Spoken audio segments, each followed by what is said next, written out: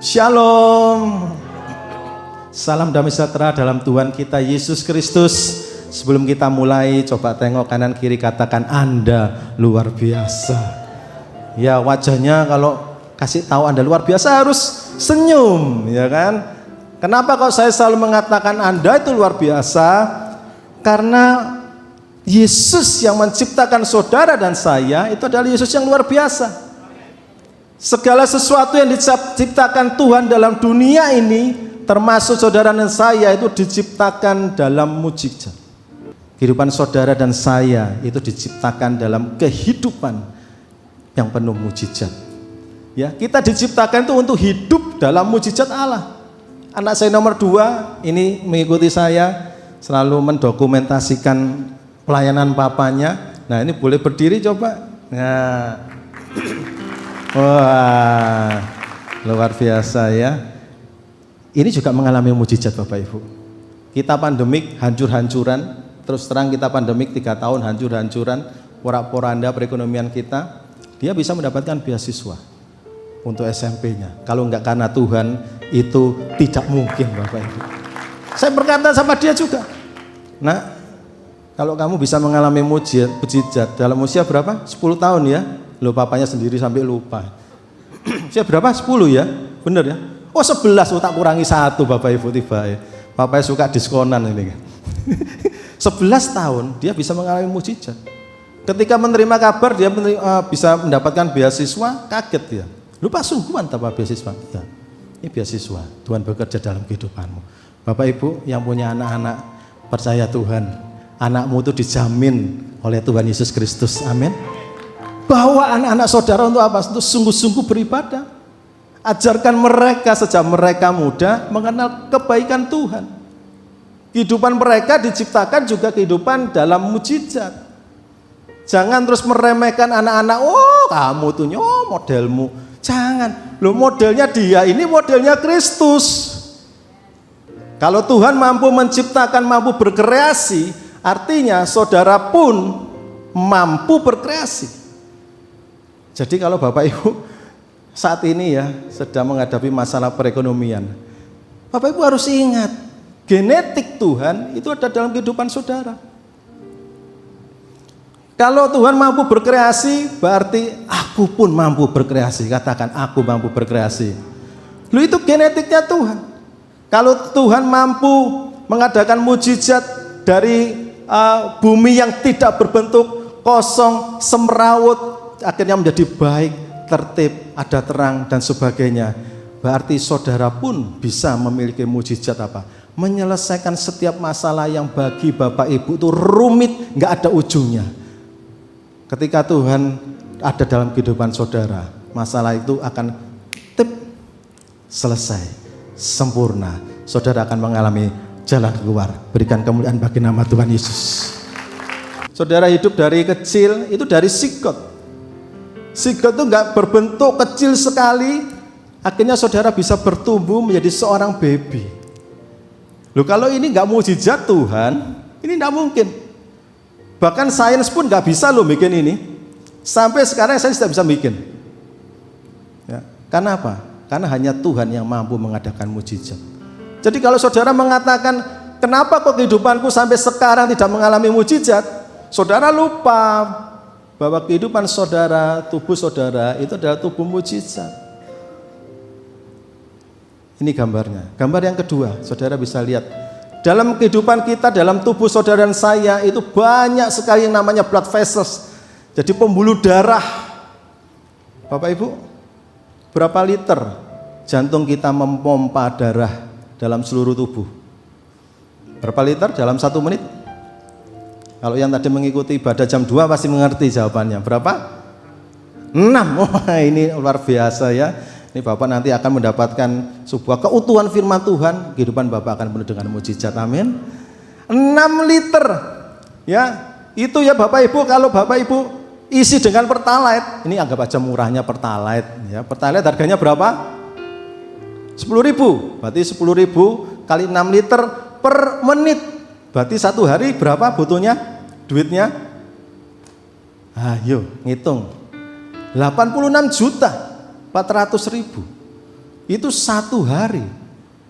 Bapak Ibu tahu harga 1 kantong 1 liter darah berapa harganya? Ayo, berapa nih? Ini anak-anak muda yang suka searching, suka tanya ke Uncle Google. Berapa 1 liter darah harganya? 4 juta. Ya, kurang lebih 4 juta. Coba kalikan. 4 juta kalikan 8.640 liter per hari.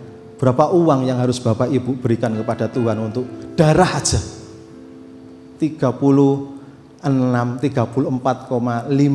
M per hari. Kalau enggak mujizat Tuhan, Bapak Ibu enggak bisa hidup sampai saat ini. Amin. Kalau enggak mujizat Tuhan, itu saudara enggak diciptakan seperti ini. Keunikan yang luar biasa. Sains enggak bisa membuat pembuluh darah seperti ini loh. Sains masih pada tahap membuat robot manusia. Robot manusia pun rumit.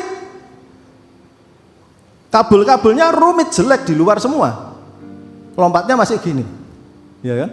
Masih gini. Ada yang jalannya masih bisa lah lompat ini. Tapi tidak bisa dia menghidupi ini. 80 berapa tadi? 34,5 miliar. Bayangkan, nggak masuk akal. Tetapi karena Yesus yang menciptakan, Yesus yang berkarya, semua itu masuk akal Bapak Ibu. Amin. Kalau saat ini Bapak Ibu tetap ngomong, aduh Tuhan tidak masuk akal. Lihat tubuh saudara. Saudara pernah enggak sih berpikir rambut saudara ini kerasa tumbuh? Ayo, coba pikirkan kalau rambut saudara terasa tumbuh, apa enggak kering kabeh Bapak Ibu ya? Tiap hari tambah suwi tambah panjang. Tapi lihat Tuhan tuh begitu bekerjanya dengan silent, tapi di situ ada miracle. Berikan sorak-sorai bagi Tuhan Yesus. 3 langkah menjadikan hidup penuh mujizat. Langkah yang pertama tetap dalam konsep penciptaan Allah. Kenapa Allah bisa menyelesaikan semuanya yang semrawut menjadi rata, jadi baik, jadi bersih, jadi tertib karena adanya terang. Pertama kali Allah menciptakan adalah jadilah terang. Bukan jadi air dulu, bukan jadi hewan dulu, tapi ada jadi terang. Kenapa? Karena tanpa terang maka kegelapan itu akan selalu ada. Kehidupan saudara tanpa terang itu akan kesandung-sandung. Ruangan ini ya Bapak Ibu bayangin ya. Ruangannya ini indah bukan? Betul? Bagus kan? Coba kalau lampunya dicopoti semua. Sudah enggak pakai lampu LED, enggak pakai lampu sorot dan semuanya. Ayo Bapak Ibu, enak enggak? Enak? Enggak ya? Walaupun mewah dan sebagainya, pakai karpet, Bapak Ibu masuk itu takut. Ini gudang apa tempat ibadah ya toh. Itu harus ada terang. Loh, Yesus itu ya kalau membuat mujizat itu ini loh, masuk akal banget. Tata caranya Tuhan itu masuk akal. Harus ada terang. Demikian juga dengan kehidupan saudara dan saya. Itu harus ada terang. Ya, Tuhan memberikan manusia Taman Eden dalam kondisi terang, dalam kondisi sudah tertib, sudah rapi. Kalau Bapak Ibu saat ini kehidupannya masih semerawut, ayo harus punya terang itu dalam kehidupanmu. Ya, harus ada terang. Tuhan mau kehidupan saya dan saudara itu kehidupan yang terang seperti sumbernya yaitu Yesus. Yesus adalah terang dunia. Itu sebabnya dikatakan di Alkitab, kamu harus menjadi garam dan terang. Garam dan terang. Bukan garam dan gelap, bukan. Tapi garam dan terang. Saudara kalau hidup dalam mujizat, dalam kehidupan saudara harus ada terang. Saya ingin memberikan sebuah ilustrasi Bapak Ibu ya. Apa yang menyebabkan terang itu tidak ada dalam kehidupan saudara? Karena adanya dosa. Dosa itu membuat kehidupan saudara tertutup kain hitam yang pekat sehingga saudara tidak bisa mengerti arah tujuan yang Tuhan tentukan dalam kehidupanmu. Boleh minta tolong ada volunteer dari GSJS Youth. Wah, ini ya benar ya. Ini maju ke sini apa ke kamar mandi? Oh, naik stage ya. Oke, berikan tepuk tangan dong untuk GSJS Youth yang luar biasa. Saya ingin peragakan supaya kita sama-sama mengerti. Ya, salah satu aja. Ya, siapa yang mau menjadi manusianya, siapa yang mau menjadi Tuhan? Ini manusia. Ini bukan manusia. Nah, saya ini matanya. Ini manusia, ini perhatikan, jangan membelakangi jemaat, tidak sopan nanti diceples pantatnya. Nah, saya ini suka gurau sama anak-anak muda nih Bapak Ibu ya. Ini manusia, ini Tuhan. Ya, perhatikan, kalau manusia itu hidupnya harusnya taat pada perintah Tuhan, harusnya menurut apa yang Tuhan arahkan. Coba, siapa namanya? Aziz. Ini? Gio. Asus. Oh bukan. Gio ya. Aziz sama Asus gitu. Terus itu ada HP, ada Dell. Ini toko handphone apa? Toko laptop. Aziz sama Gio. Oke, Aziz, kamu peragakan sebagai Tuhan, suruh tunjuk manusia ini untuk berjalan. Sudah terserah kamulah mau suruh kemana, harus nurut. Manusia toh? Harus nurut sama penciptanya. Ayo coba. Oh, jalan. Karena apa? Karena dia melihat ada terang. Lagi. Sakno ini kesempatan Aziz ngerjain Gio ya. Mas puas-puasin. Ya. Suruh muter lagi. Harus nurut. Tapi saudara, kejatuhan manusia itu membuat matanya itu tertutup kain. Tutupin aja. Gitu. Tutupin aja. Nah. Lo Bapak Ibu seneng ya temannya dikerjai ya. Ini ya gini. Nah. Nah, sekarang coba kamu perintahkan, arahkan mau kemana. Dia bisa enggak ngikuti? Jangan dikatakan, kasih tunjuk. Awas jatuh loh. Aduh, aku yang dredeg loh Iban. Bisa? Lo arahkan, ayo.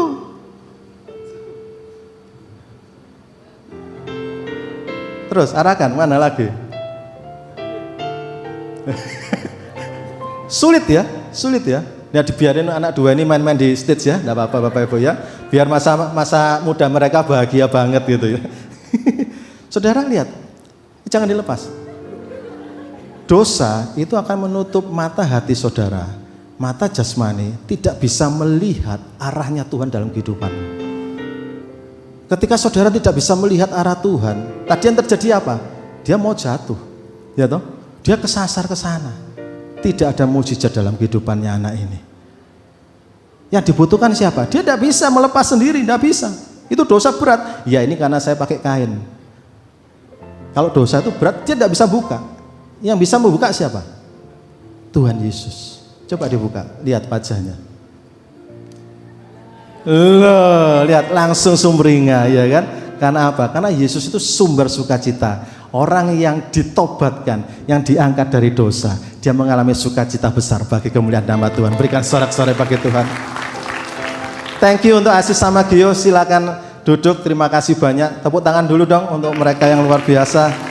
Ya, Bapak Ibu, itulah yang dikatakan Tuhan, harus ada terang dalam kehidupan saudara. Ya, kehidupan suami istri itu harus ada terang. Suami jangan suka berbohong, kalau pulang kemalaman ya terus teranglah apa yang Anda lakukan. Jangan terus karena Anda punya selingkuhan kemudian Anda bilang rapat. Bukankah itu sering kali kita dengarkan? Benar? Istri pun juga harus jujur kepada suami. Harus ada terang dalam kehidupan istri. Jangan Anda suka membanding-bandingkan. Anda kalau suka membanding-bandingkan ya ibu-ibu, itu hidup Anda itu bukan dalam terang. Hidup Anda itu dalam kegelapan. Orang gelap itu sukanya banding-bandingkan. Kanan apa kiri ya? Loh, bandingkan toh. Kanan apa kiri? Bandingkan. Bingung dia. Ke sana apa ke sini? Lah itu orang yang hidup dalam gelap. Tetapi kalau orang yang hidup dalam terang, dia jelas arahnya. Oh, ini suamiku. Dia sifatnya seperti A. Ya oke, kita jalan. Dia sudah tidak usah tolak-toleh. Tapi kalau orang yang tertutup dalam dosa, dia akan tolak-toleh. Seperti Gio tadi toh, tolak-toleh dia. Aku disuruh kemana? Lah itu Bapak Ibu. Kalau Bapak Ibu ya, suami istri masih dalam kegelapan, bertobat selama masih ada waktu. Kita tidak pernah tahu Bapak Ibu usia kita ini sampai kapan. Jangan terus saudara santai-santai, usiaku masih muda. Loh, teman saya sudah umur 30 mati kok. Anaknya teman saya umur 15 tahun mati Bapak Ibu. Tiba-tiba siangnya panas, telepon papanya belum sempat karena papanya masih kerja, disuruh nunggu sore harinya. Papanya pulang sore hari, langsung sudah lemes, wanita, cewek, usia 15 tahun, bawa ke rumah sakit, udah berangkat. Jadi jangan berbangga kalau kita masih bisa hidup ya. Kalau tidak ada terang dalam kehidupan Bapak Ibu Saudara, hati-hati kehidupan. Enggak bisa mengalami namanya mujizat. Orang tua dan anak, ayo jadilah terang. Orang tua juga harus jadi terang bagi anak-anaknya.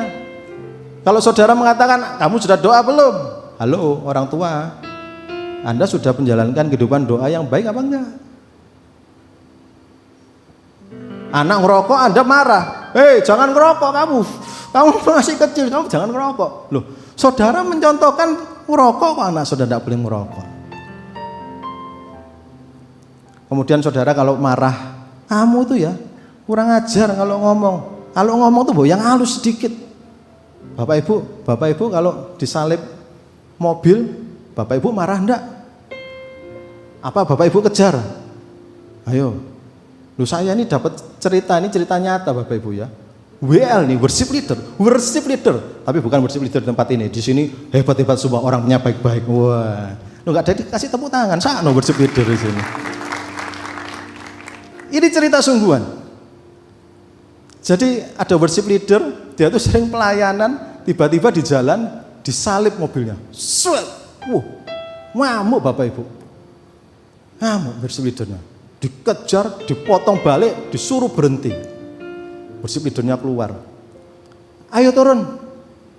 Kamu siapa? Loh, dia lupa. Ya toh?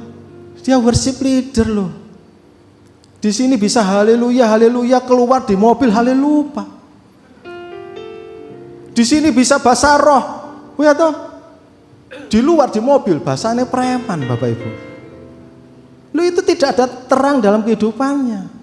Jangan sampai kehidupan Bapak Ibu Saudara sia-sia dalam dunia ini karena tidak ada terang dalam kehidupan. Firman Tuhan itu adalah terang. Firman itu pelita bagi kakiku dan terang bagi jalanku. Kan ada nyanyiannya itu. Firman pelita bagi kakiku, terang bagi jalanku. Ayo yang bisa nyanyikan ya. Firman-Mu pelita bagi kakiku, terang bagi jalanku. Lihat kalimat berikutnya ya. Waktu ku bimbang, terus lalu tetaplah kau di sini, karena dia terang. Terus dan takkan ku takut asal kau di dekatku. Lalu takut selamanya. Bapak Ibu, kalau Yesus ada dalam kehidupan saudara, terangnya itu akan menyinari setiap langkah kehidupanmu. Dan yang akan engkau temukan itu adalah hal-hal yang mujizat. Saya bukan mengatakan, loh kalau gitu Bapak ini mujizat-mujizat terus.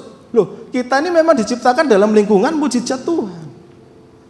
Kalau enggak gitu, sia-sia Tuhan itu mati di atas kayu salib. Dia itu ingin mengembalikan fungsi saudara dalam kehidupan Taman Eden, kehidupan yang penuh mujizat Tuhan, kehidupan dalam hadirat Tuhan.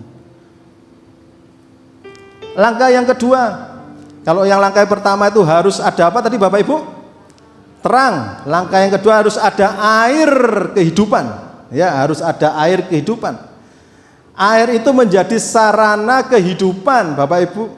Air di udara, air di darat dikumpulkan ya jadi satu tempat dan terlihat itu daratan. Kita baca sebentar Kejadian 1 ayat 6, ayat 7 dan ayat yang ke-9. Kejadian 1 ayat 6, ayat 7 dan 9. Berfirmanlah Allah, jadilah cakrawala di tengah segala air untuk memisahkan air dari air. Maka Allah menjadikan cakrawala dan ia memisahkan air yang ada di bawah cakrawala itu dan air yang ada di atasnya, dan jadilah demikian. Ayat yang ke-9, berfirmanlah Allah, hendaklah segala air yang di bawah langit berkumpul pada satu tempat sehingga kelihatan yang kering. Bapak Ibu, kenapa kok Allah memisahkan air dulu, kok nggak langsung menumbuhkan tanaman? Ini loh luar biasanya Tuhan. Tuhan itu ya, walaupun dia mampu mengadakan mujizat yang tidak masuk akal bagi kehidupan saya dan saudara, tetapi dia dalam membuat mujizat itu selalu sistematis dan selalu logis. Kalau saudara perhatikan ya, terang jadi, terus tidak ada air, nggak dipisah, terus suruh tumbuh tanaman, mati tanamannya, bosok Bapak Ibu, dikom terus banyu, ngerti ya? Itu sebabnya Tuhan memisahkan daratan dan lautan. Supaya apa? Supaya tanaman ini nggak busuk. Kenapa kok diciptakan terang dulu? Karena kalau tanpa terang, tumbuh-tumbuhan ini nggak bisa nafas, tidak bisa mendapatkan apa? Klorofil, ya kan? Dari matahari, dia tidak bisa bertumbuh. Loh, ini sains. Di atas segala ilmu pengetahuan itu ada Tuhan Yesus. Kalau saudara masih ngeyel, loh sains itu segalanya, Pastor. Loh, yang menciptakan kemampuan manusia untuk dia bisa menemukan sebuah ilmu, sebuah sains, apapun itu, biologi, sosiologi, psikologi, kalau tidak diberikan kemampuan sama Tuhan, tidak mungkin bisa. Justru itulah asal muasalnya sains dalam kehidupan kita manusia. Lihat, tumbuhan bisa bertumbuh kalau ada matahari, kalau ada air. Itu yang bukannya kita pelajari itu di sekolah. Benar? Luar biasa ya Allah itu ya. Mujizatnya itu memang luar biasa. Bagaimana dengan kehidupan tubuh kita? Ya, 60% Bapak Ibu, tubuh kita ya, 60-70% kebutuhan kehidupan kita, tubuh saudara dan saya itu air. Jangan sampai dehidrasi. Satu hari minimum paling tidak kurang lebih harus minum berapa liter? Berapa? 8? 20? 20 itu minum apa mandi itu? Ya, harus ada minimumnya. Ya 3 liter paling tidak, kurang lebih 2-3 liter. Jangan sampai tubuh kita dehidrasi. Karena apa? Ketika tubuh kita mengalami dehidrasi, organ pertama yang akan rusak adalah ginjal. Ginjal bekerjanya akan berat. Kalau sudah rusak, nanti otak kita ini sudah mulai error. Ya, otak kita ini sudah sel-selnya mulai mati, akhirnya merambat ke segala fungsi organ dalam kita, itu akan error. Nah, pelan-pelan kita akan lemes dan akhirnya kembali ke rumah Bapak. Ya, kalau itu Bapak Ibu sudah punya terang. Kalau Bapak Ibu belum punya terang, Bapak Ibu akan ke rumahnya Tante Lucifer. Nah, iya tuh. Sekarang tergantung Bapak Ibu, mau ndak ada terang dalam kehidupanmu. Kalau engkau masih saat ini ya, kepingin mujizat itu ada, ayo munculkan terang dulu. Kemudian munculkan air kehidupan itu. Air kehidupan itu penting Bapak Ibu, seperti sungai, ya, air yang mengalir. Aliran air yang mengalir itu akan membuat tumbuhan, yaitu kehidupan saudara dan saya itu bisa bertumbuh baik, akan menghasilkan buah-buah. Bukankah firman Tuhan juga mengatakan bahwa orang yang percaya pada Tuhan ibaratnya pohon yang ditanam di tepi aliran sungai yang tidak pernah berhenti berbuah pada musimnya. Apapun yang selalu diperbuatnya akan selalu berhasil. Jadi kalau kehidupan saudara mau dipenuhi mujizat, mau dipenuhi sebuah wow gitu ya, harus ada air yang mengalir. Sungai mengalir itu harus ada dalam kehidupan. Bukan berarti harus akhirnya rumah saudara harus dijeburin di sungai. Wes aku tak di sungai ya Pastor. Bukan gitu.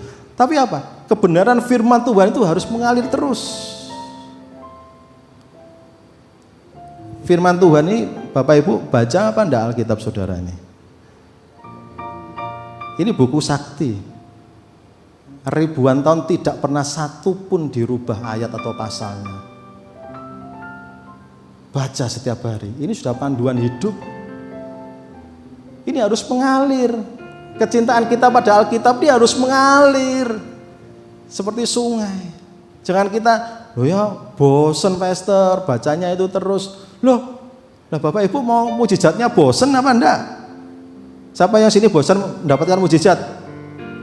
Loh, enggak ada yang angkat tangan. Siapa di sini yang mau terus mendapat mujizat? Lu angkat tangan semua, yang nggak angkat tangan bingung ya, enaknya iya apa enggak, iya apa enggak gitu. Harus ada firman Tuhan yang mengalir dalam kehidupanmu. Baca setiap hari, ambil saat teduh setiap hari. Doa, Tuhan, apa yang kau mau dalam kehidupanku? Kalau Tuhan sudah menciptakan tubuh kita itu tubuh yang mujizat, sains pun tidak bisa menciptakan. Saudara harus sadar apa yang mau Tuhan mau dalam kehidupan kita. Penuhi dengan air, penuhi dengan terang firman Tuhan. Percaya Bapak Ibu, kalau kehidupan kita di aliran sungai Kristus, hidupmu itu akan dipulihkan dengan segera. Pap. Amin. Jadikan hidupanmu itu ada terang, ada air sungai yang mengalir. Langkah yang terakhir, langkah yang ketiga, harus ada pemeliharaan dan pengembangan. Kita lihat di Kejadian 2 ayat yang ke-15. Kejadian 2 ayat yang ke-15.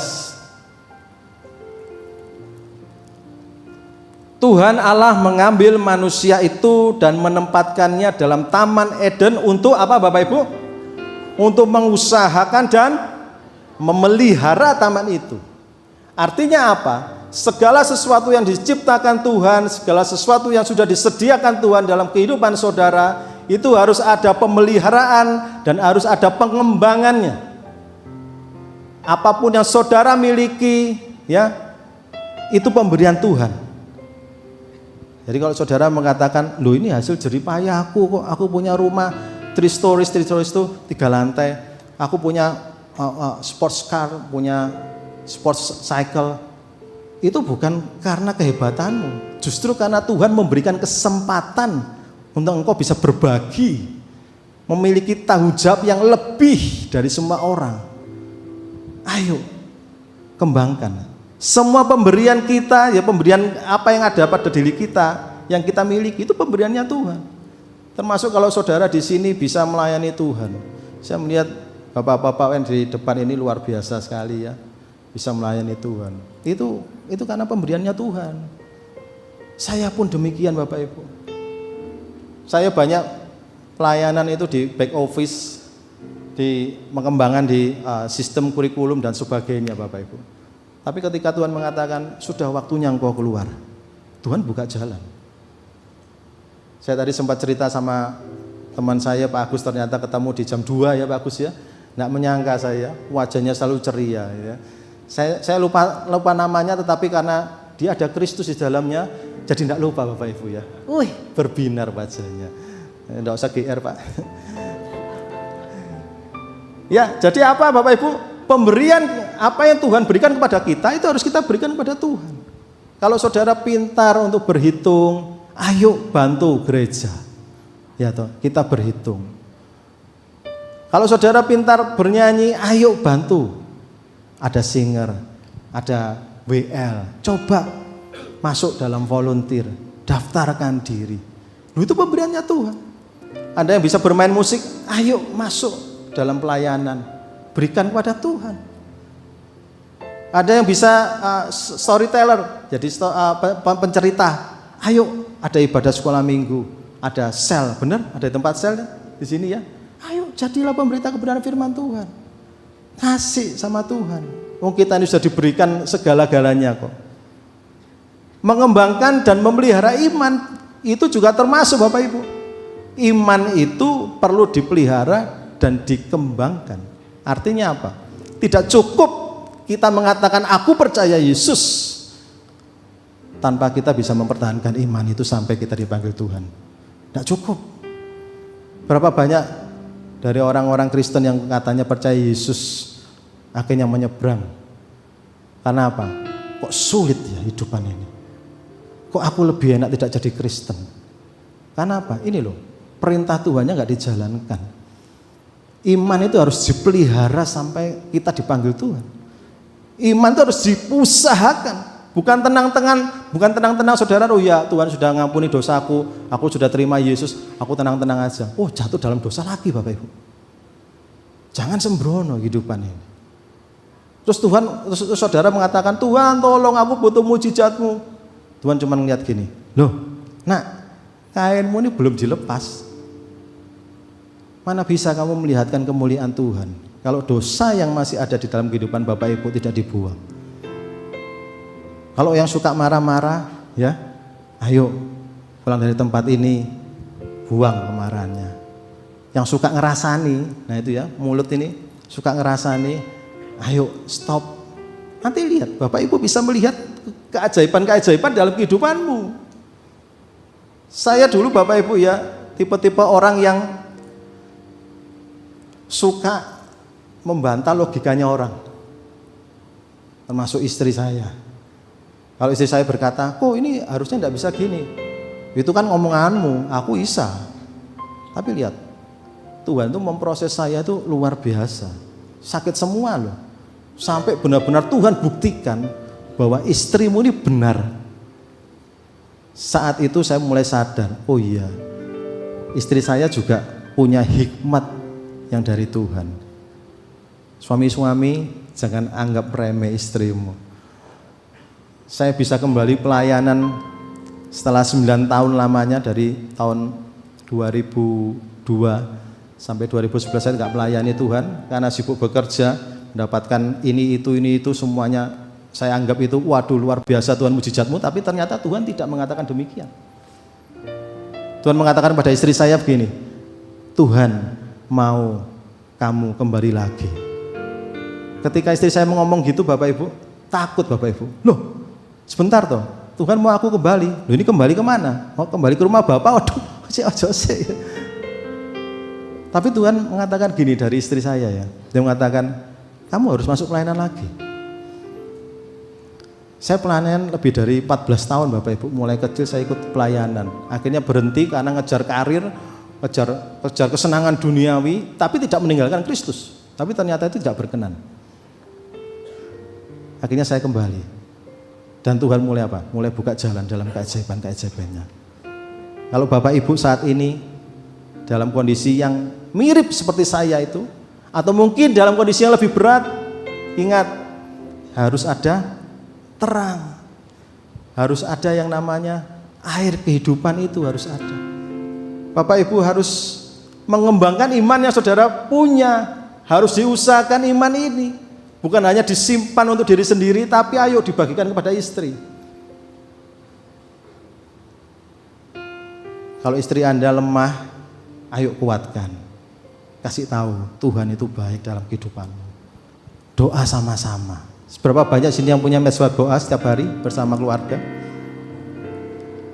Kalau belum punya, nanti malam mulai komitmen. Saudara mau melihat mujizat Tuhan, amin? Perbarui komitmenmu pada siang hari ini, sore hari ini ya. Ayo sama-sama keluarga. Bapak Ibu yang datang membawa anak, kalau ada di samping, nanti kita pujian, penyembahan, gandeng anakmu. Mulai tumbuhkan imannya. Kalau suamimu lagi down, kehidupan perekonomian, kehidupan bisnisnya, ayo bangkitkan imanmu. Imannya bangkitkan, itu mengusahakan dan mengembangkan. Jangan diambil sendiri kekuatan imanmu Bapak Ibu. Kalau saya bisa mengalami mujizat yang berjalan hari demi hari, saya punya Yesus Kristus, dan Yesus Kristus yang sama ada dalam kehidupan Bapak Saudara. Yang percaya katakan amin.